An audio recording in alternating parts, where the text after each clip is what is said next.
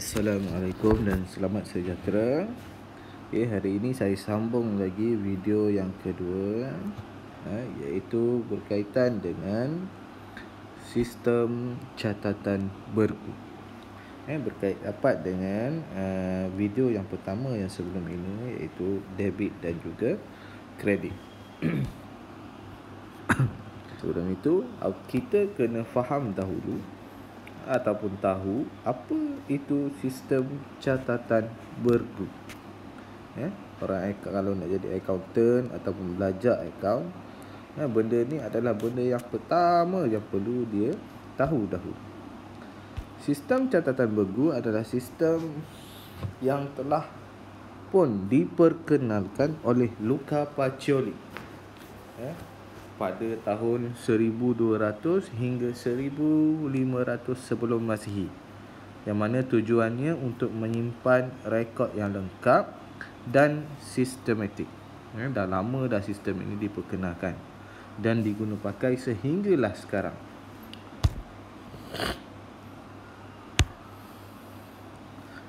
Apa yang dimaksudkan dengan sistem catatan bergu ini adalah sekurang-kurangnya dua akaun yang terlibat, di mana satu akaun di sebelah debit dan satu akaun lagi dikreditkan dengan jumlah yang sama.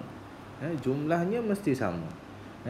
Debit, kalau debit 100, kredit pun mesti nilainya 100. Dan hanya sekurang-kurangnya dua akaun yang terlibat. Satu akaun tak boleh, tak panggil bergu, kan? Masih ingat lagi bagaimana untuk menentukan sama ada kita nak rekod di sebelah debit ataupun sebelah kredit? Ada dua benda yang kita perlu tahu. Jadi taklah lepas ni tanya cikgu nak debit ke nak kredit. Jadi awak boleh fikir sendiri apabila awak tahu dua perkara ni. Yang pertama, 5 akaun asas. Yang kedua, 5 catatan kontra. 5 akaun asas kita ada aset, belanja, liability, equity, hasil. Di sebelah debit ada aset, belanja, sebelah kredit liability, equity, hasil. Ataupun ada yang panggilnya ableh, ada yang sebut bahil. Terpulanglah. Setiap pertambahan aset dan belanja kita letak di bahagian debit. Setiap pertambahan liability, equity, hasil kita letak di bahagian kredit. Apabila berlaku pengurangan, maka liability, equity, hasil kita letak di bahagian debit. Kredit apabila berlaku pengurangan untuk aset dan belanja. 5 catatan kontra yang cikgu terangkan sebelum ini, iaitu belian, kontranya dengan pulangan belian. Jualan, pulangan jualan. Aset bukan semasa, susut nilai terkumpul. Akaun belum terima, peruntukan hutang ragu. Modal, ambilan. Apa maksudnya? Kontra maksudnya berlawanan. Belian belanja, maka kita rekod di sebelah debit. Kontranya pulangan belian tak boleh diletakkan di bahagian debit, mesti diletakkan di bahagian kredit. Sebab apa? Sebab dia berlawanan dengan belian. Sama juga dengan yang lain. Kita pergi kepada contoh untuk mudah lebih faham. Contoh yang pertama, jual barang niaga kepada ABC Enterprise berjumlah 1,500 secara kredit. Yang pertama, jual kredit. Jual kredit mesti rekodkan nama akaun belum terima. Nama dia ABC Enterprise.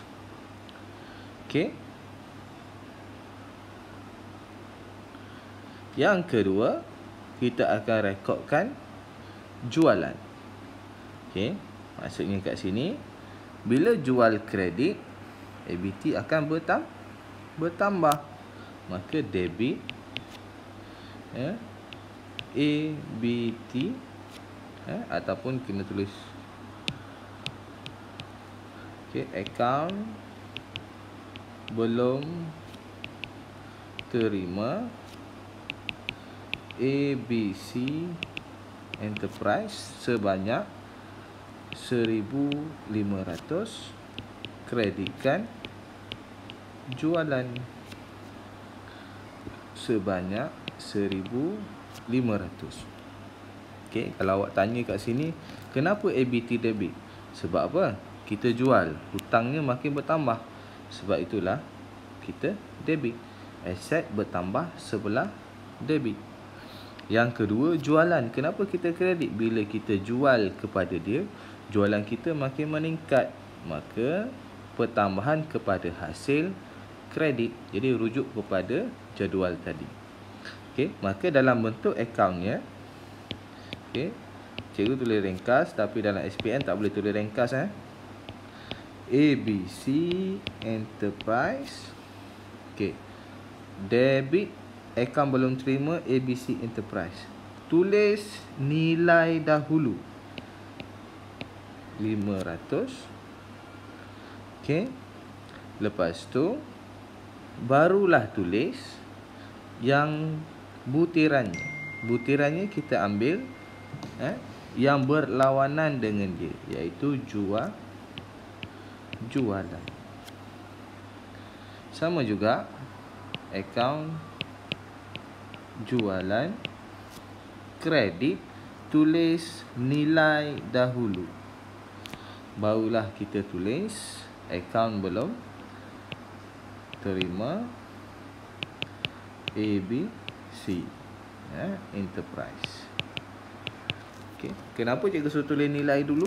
Sebabnya awak akan jadi salah bila awak tulis butiran dulu. Contoh, kalau tulis butiran dulu, kita nampak ABC Enterprise, jualan, nampak sebelah kredit, betul kan? Jualan sebelah kredit, maka jualan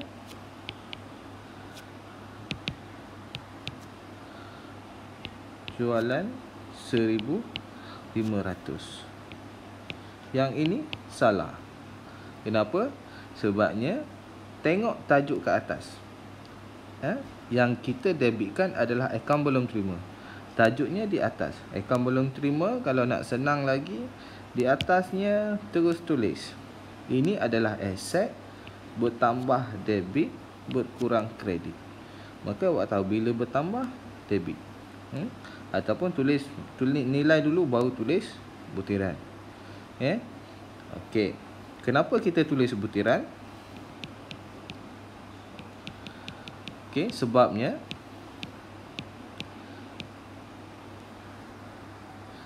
kita nak pastikan supaya kita tahu ke mana pergi 1,500 lagi.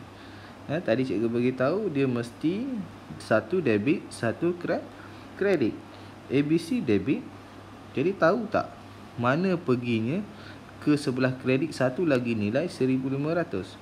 Kita boleh tahu sebab kat sini jualan. Maka dalam akaun jualan mesti berada sebelah kredit. Ini yang kita panggil dia sistem catatan bergu.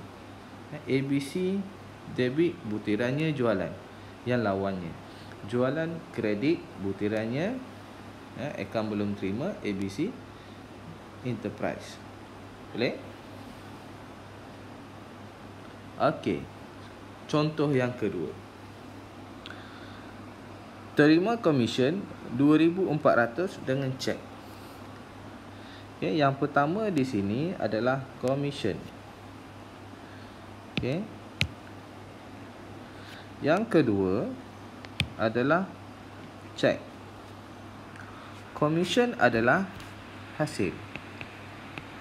Komisen adalah hasil. Cek kita rekodkan, bila nampak saja cek mesti bank. Maka bank adalah aset semasa. Terima komisen. Hasil bertambah tak? bertambah, maka komisen akan jadi sebelah kredit, bank akan duduk di sebelah debit sebab kita terima duit bertambah, bank nilainya bertambah. Debit bank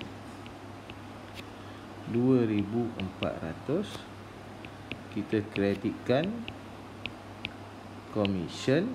So, kenapa? Komisen bertambah, hasil bertambah, kredit 2,400. Sama juga kita rekod dekat dalam akaun dia, akaun bank, debit, tulis nilai dahulu, butirannya ambil lawan dia. Akaun komisen, kredit 2,400, butirannya ambil lawannya bank. Okey, nampak tak di sini? Okey. Komisen bukan komisen yang debit tapi bank yang debit. Komisen adalah butiran sahaja. Kenapa kita tulis butiran komisen? Sebab kita nak tahu 2,400 ini, satu dah rekod debit dalam akaun bank, satu lagi pergi ke akaun mana? Iaitu akaun komisen sebelah kredit.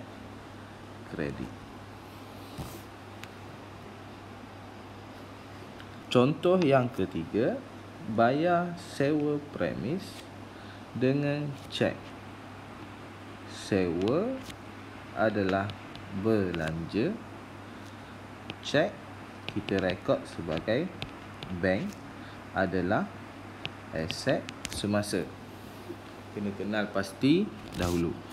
Okey, jadi sewa belanja. Kalau kita bayar sewa, maksudnya belanjanya bertambah. Maka belanja bertambah, kita tengok tadi belanja bertambah adalah debit. Okey. Cek ataupun bank, kita bayar, maka duit dalam bank berkurang, nilainya berkurang, aset berkurang, kredit. Maka debit sewa 1,200, kredit bank 1,200. Okey, kenapa sewa tu debit? Sebab belanja bertambah, debit. Kenapa bank kredit? Sebab bank berkurang, kredit, iaitu aset semasa berkurang.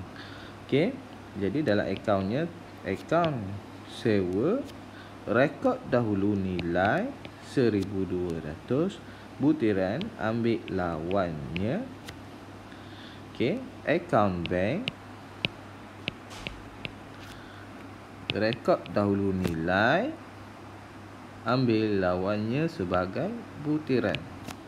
Maka betul lah, sistem catatan bergu, satu debit, satu lagi duduk sebelah kredit. Okey.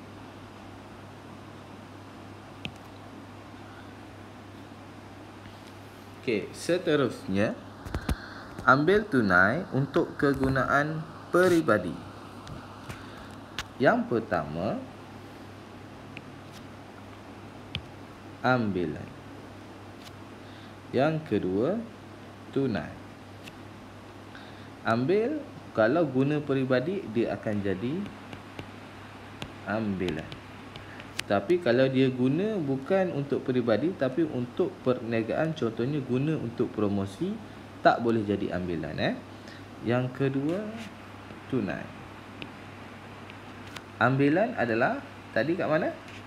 Kontra bagi modal. Tunai adalah aset semasa. Okey, ambil tunai. Tunai berkurang ke bertambah? Berkurang. Aset berkurang, kredit. Ambilan mesti debit. Kenapa? Modal equity duduk sebelah kredit, maka ambilan mesti duduk di sebelah debit. Debit ambilan 200, kredit tunai 200. Okey, kenapa tunai kredit? Tunai berkurang, kredit. Kenapa ambilan debit? Ambilan kontra pada modal. Modal adalah equity. Equity kredit, ambilan mesti debit. Okey, dalam akaun pun sama. Akaun ambilan debit 200, tulis nilai dulu, barulah tulis butiran. Akaun tunai kredit 200, butiran ambilan.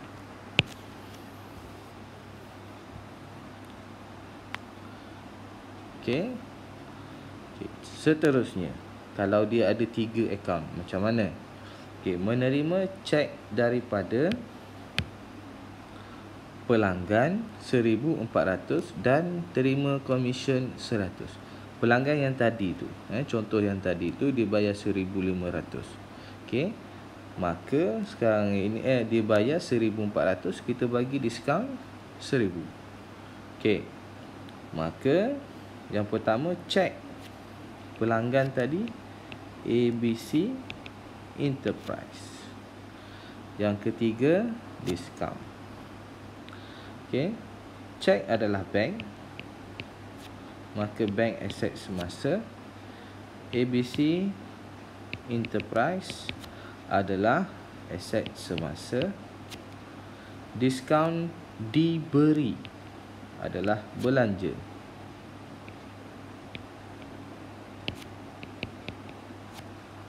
Okey. Jadi macam mana kita nak rekod dia? Okey, kita tengok. Terima cek, bank bertambah kan? Maka debit. Okey, debit bank 1,400. Okey, nampak tak? Yang kedua, diskaun diberi, belanja bertambah. Jadi debit diskaun diberi 100.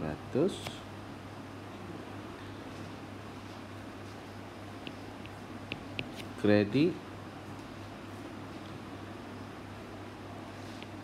akaun belum terima.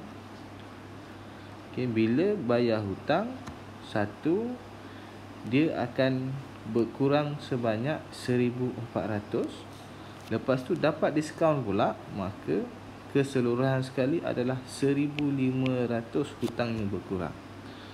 Maksudnya kat sini 1,400 adalah daripada bank, 100 lagi adalah daripada diskaun. Maka jumlah pengurangan hutangnya adalah 1,500. Boleh faham? Okey, catatannya adalah debit bank, akaun bank, debit 1,400, butirannya adalah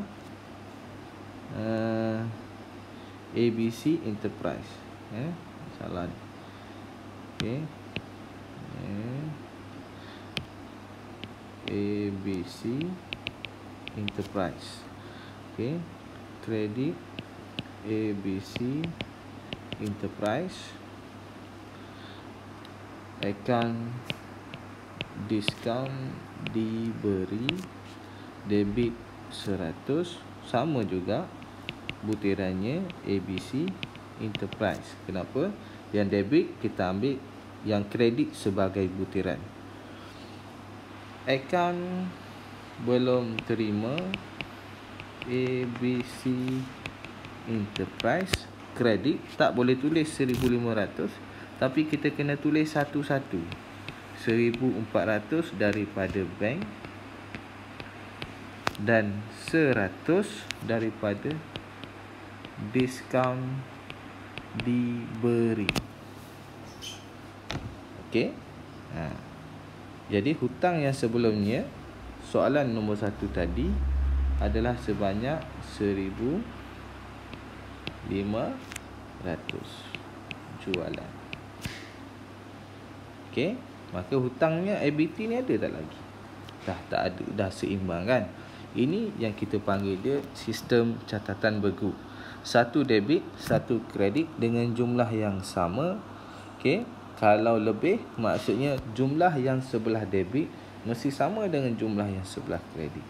Okey, kalau kita tengok kat sini, debit jumlahnya 1,500, kredit pun sama 1,500. Cara rekodnya bila lebih daripada 2 akaun, okey, contoh cikgu buat tadilah, bank, debit ada satu saja. Lepas tu diskaun, debit. Yang kredit, disebabkan yang sebelah debit tu ada 2 item, 2 akaun, maka kita rekod berasingan. Tak boleh tulis 1,500 tapi kena pecahkan. Sekian saja daripada saya. Assalamualaikum.